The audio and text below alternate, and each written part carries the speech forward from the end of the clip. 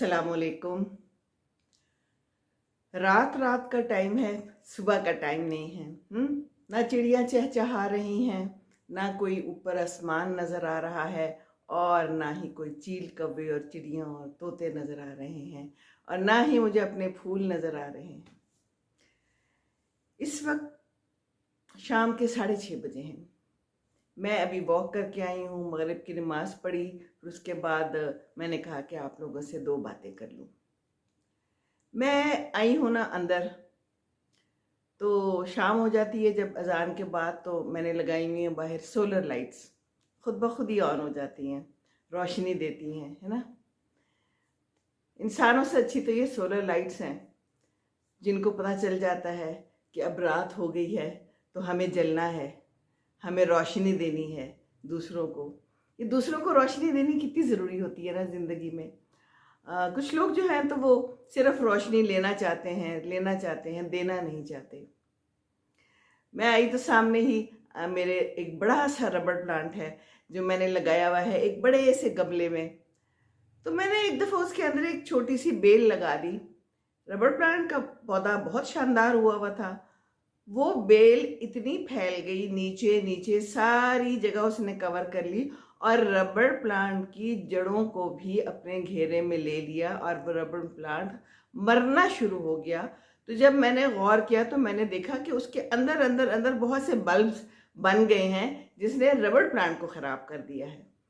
अच्छा भला जीता जागता रबर प्लांट तबाह हो गया।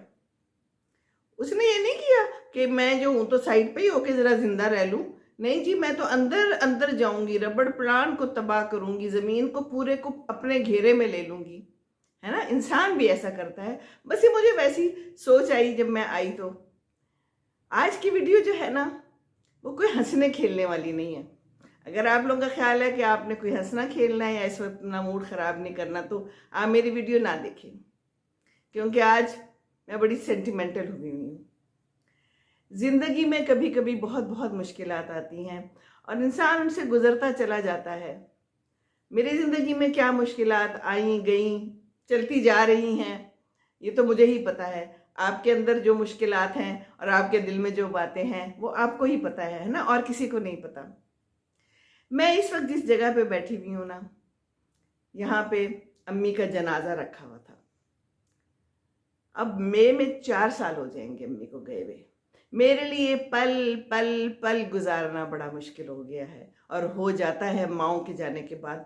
कल मेरी एक फ्रेंड से मुलाकात हुई तो कहती है मेरी अम्मी को गए हुए 40 साल हो गए हैं, 40 साल।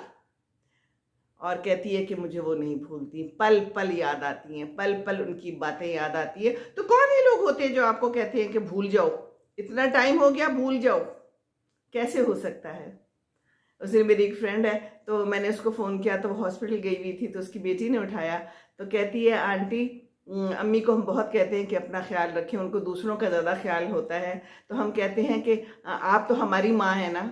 हाँ, तो बिल्कुल हम भी किसी की माँ हैं, बिल्कुल ऐसा ही है। ज़िंदगी चलती रहती है। मुझे यहाँ आने में डर लगता था। जब जनाजा रखना था तो भाई ने मुझसे पूछा, क्योंकि मैं बड़ी हूँ और मैं इनके साथ ही रही हूँ। रिटायरमेंट के बाद हम लोग यहीं आ गए। मैंने पहले भी आप लोगों को कई दफ़ा बताया हुआ है, हम इनके साथ ही रहते थे क्योंकि और कोई नहीं था। दोनों भाई इस्लामाबाद में थे, बहन अपने घर में। तो फिर हमने यहीं पर इनके लिए आना मुनासिब समझा और इनका ख्याल रखा। तो मेरे ऊपर दोनों बहुत डिपेंडेंट भी हैं और थे। और भाई पूछने लगा कि जनाजा कहाँ रखें, तो मैंने कहा कि ड्राइंग रूम में रख लो, क्योंकि लाउंज में हर वक्त आना जाना मेरे लिए मुश्किल हो जाएगा। मैं नहीं आ जाऊंगी वहाँ पर, मैं वहाँ से गुजर भी नहीं पाऊंगी। तो यहाँ पर डाइनिंग रूम है साथ और ये ड्राइंग रूम है। तो कहने लगा अच्छा ठीक है। मुझे कुछ लोगों ने कहा कि वो लाउंज बड़ा था, वहाँ क्यों नहीं रखा। तो फिर मैंने बताया कि क्यों नहीं रखा। लेकिन अब मैं यहाँ बैठी हुई हूँ इस वक्त, और बिल्कुल खामोशी है, और मुझे वो दिन नहीं भूलता। मुझे पूरी जो उनकी बीमारी है वो नहीं भूलती। मुझे पल पल याद आती है, एक एक चीज़ मैं क्या बताऊँ आप लोगों को। आप लोग भी यकीनन गुजरे होंगे। और अब अब्बू अकेले हैं, और अब्बू को मैं जो है ना पल पल टाइम गुजारते हुए देख रही हूँ। यहाँ पर फ्रिज पड़ा हुआ है, मैं यहाँ पर आती हूँ तो कभी कभी मुझे डर लगता था, लेकिन अब नहीं लगता। अब तो कब्रिस्तान से भी डर नहीं लगता। कब्रिस्तान से मुझे बहुत डर लगता था, मैं नहीं जाती थी, मैं कभी गई भी नहीं थी।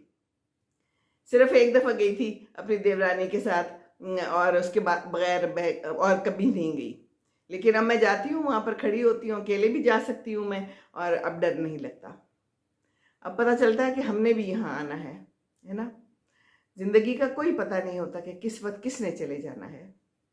तो मैं इन लोगों के साथ हूँ, इनके साथ हमेशा रहती रही हूँ। जहाँ जहाँ भी रही हूँ तो मैं इनके पास आके रहती थी, और मैं आके जो भी काम वाम होते थे वो इनके करती थी। अम्मी अबू काफ़ी अरसे से अकेले थे, खाने बना के रख देने, कबाब बना के फ्रीज़ कर देने, जिस वक्त जाना उस वक्त तक मैं काम करके सारा इनके लिए जाती थी। हालांकि काम वालियाँ थी, ये नहीं था, लेकिन मुझे होता था कि मैं जो कर सकूं वो कर लूं। तो हर एक बच्ची और हर एक बेटा जो है ना, वो फ़र्क होता है। हर एक के अपने तरीक़ेकार होते हैं ज़िंदगी गुजारने के। मेरे तरीक़ेकार बिल्कुल टोटल फ़र्क हैं। मेरे बहन भाइयों के अलग हैं, आप लोगों के अलग होंगे, है ना, सबके ऐसे ही होते हैं, मुख्तलिफ मुख्तलिफ तरीके होते हैं। तो अब्बू अब जो है ना बहुत ही खामोश हो गए हैं, बहुत हंसते खेलते थे। और ये लोग 7 बहनें और 4 भाई थे। और जो मैं वीडियो बना रही हूँ, मैं किस लिए बना रही हूँ, आज मैं वीडियो इसलिए बना रही हूँ कि अब्बू का बस अब एक भाई रह गया। 7 बहनें तो पहले ही फौत हो गई थी।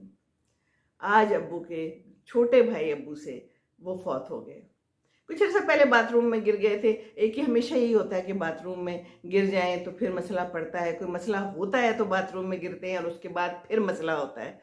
तो खाना नहीं खा रहे थे, खा पी नहीं रहे थे। मेरी उस दिन चाची से भी बात हुई तो मैंने उन्हें कहा कि इनको खिलाएं, किसी तरह भी खिलाएं। और अब्बू पूछते रहते थे कि क्या हाल है, सलाम दुआ देते थे अब्बू। और दूर है, मर्दान में होते हैं वो, हम लोग लाहौर में हैं। तो अम्मी की फौतगी पे भी नहीं आए थे, चाचा जी तो नहीं आए थे, बड़े वाले, छोटे वाले आए थे, चाची भी आई थी। तब से मैं मिली हुई उनसे, क्योंकि आना जाना भी आसान नहीं है, और हर एक के फिर अपने मसाइल हैं, हर एक की अपनी बीमारियां साथ साथ चल रही हैं। तो जो छोटे चाचा जी हैं उन्होंने रात को मुझे मैसेज किया 11 बजे, लेकिन मैं अपना फ़ोन वगैरह व्हाट्सएप वगैरह सब बंद करके सोती होती हूँ। मैं जल्दी सो जाती हूँ, कोशिश मेरी होती है। तो सुबह जब मैंने नमाज के वक्त खोला तो वहाँ लिखा हुआ था कि वो हमें छोड़ के चले गए। उनका नाम हैदर शाह था और मेरे चाचा जी का नाम मुतहर शाह है। उससे बड़े एक करीम शाह थे, और ये दिलावर शाह है मेरे अबू।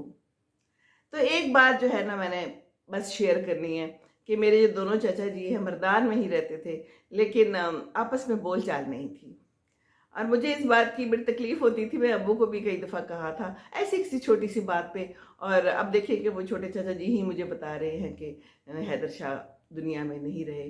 तो ये दुनिया ऐसी है, किस वक्त किसने चल जाना है कोई पता तो होता नहीं है। तो हम एक दूसरे से लड़ाइयाँ झगड़े करके एक दूसरे को नीचा दिखाने की कोशिश करते हैं ज़िंदगी में।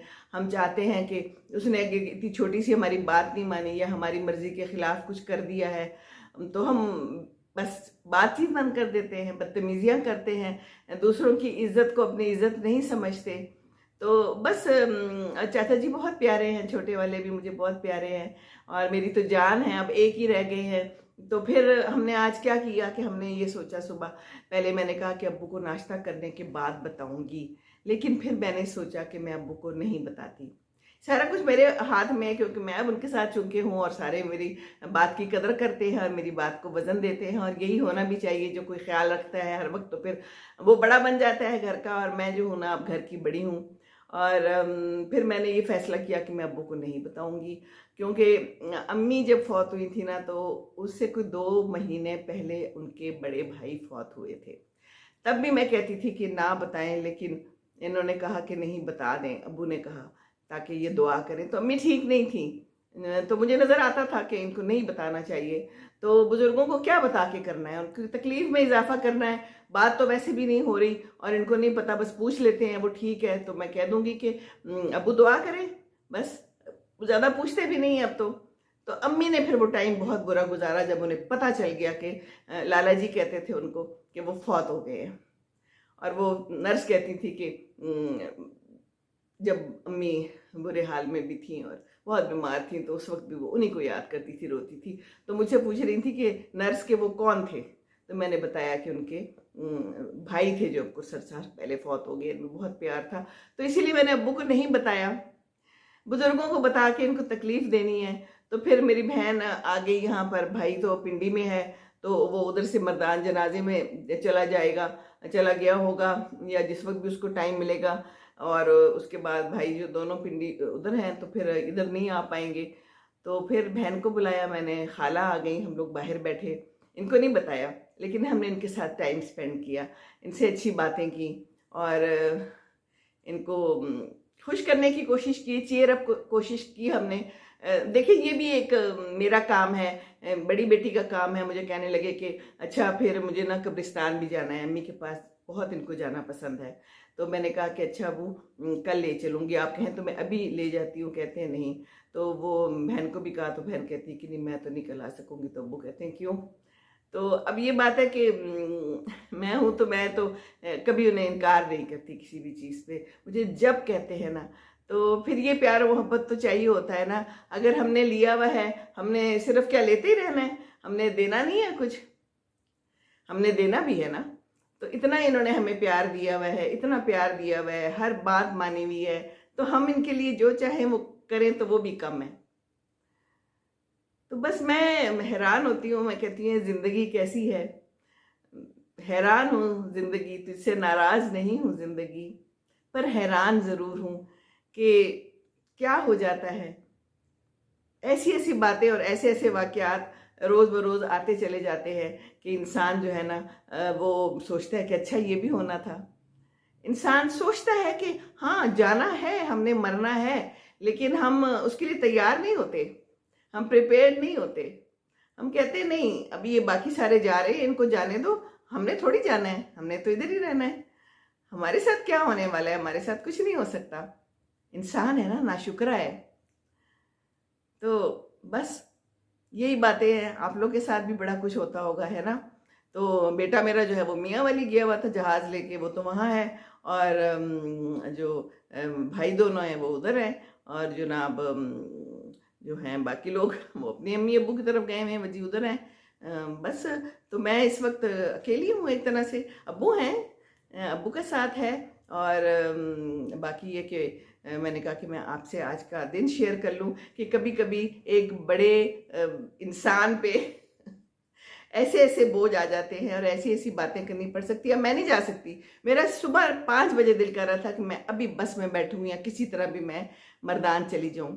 तो एक तो इमरान खान की वजह से सुना है वहाँ धरने वगैरह हैं और हालात भी ठीक नहीं है, पिंडी में रास्ते भी कुछ शायद बंद हैं। और दूसरा ये कि मैं अब्बू को छोड़ के नहीं जा सकती। अब्बू मेरे ऊपर इतने डिपेंडेंट हैं, इतने डिपेंडेंट हैं कि थोड़ी थोड़ी देर बाद पूछते हैं, और मैं वॉक पे भी जाती हूँ तो मैं उन्हें बता के जाती हूँ। और बुज़ुर्गों का बस यही हाल होता है, इस वक्त आके उनको हमने तंग नहीं करना, हमने उन्हें कोई बुरी खबर नहीं बतानी। उनको कोई फ़र्क नहीं पड़ता इस वक्त कि जाना तो उन्होंने है नहीं, बातचीत तो वैसे भी उनसे नहीं करते, बस उनको बता दिया जाता है कि दुआ करें। तो मैं उनको कहूँगी कि अब्बू दुआ करें, आप लोग भी दुआ करें, सब एक दूसरे के लिए दुआ करें।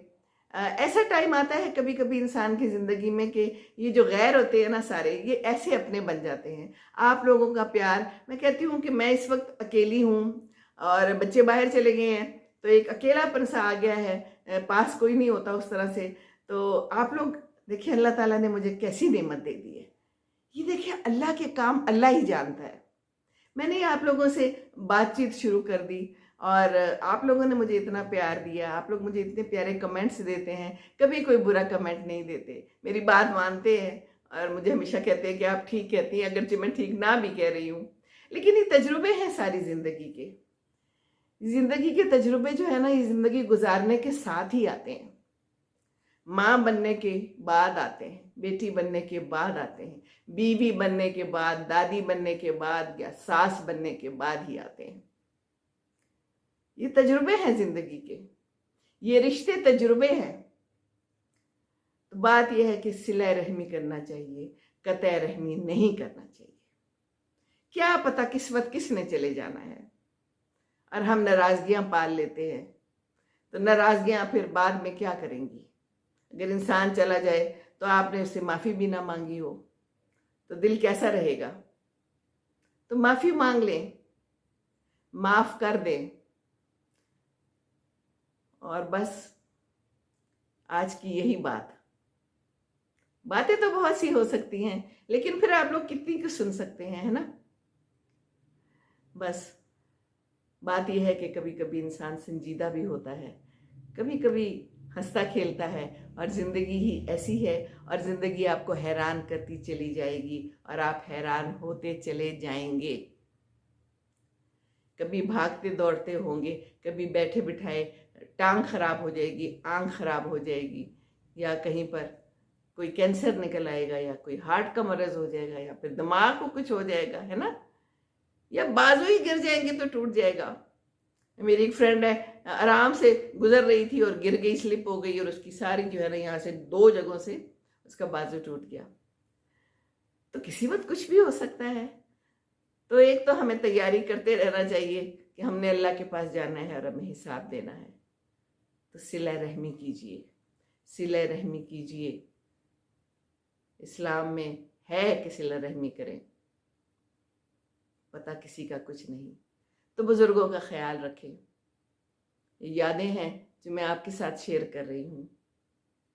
ये यादें हैं जो शायद मैं ना शेयर करती, लेकिन इस वक्त मेरा दिल इतना उदास था कि मेरा दिल किया कि मैं किसी के साथ ही बातें शेयर करूँ। मैं किसके साथ करूँ, और तो कोई नहीं है, आप लोग हैं अपने, और आप लोग समझते हैं, है ना।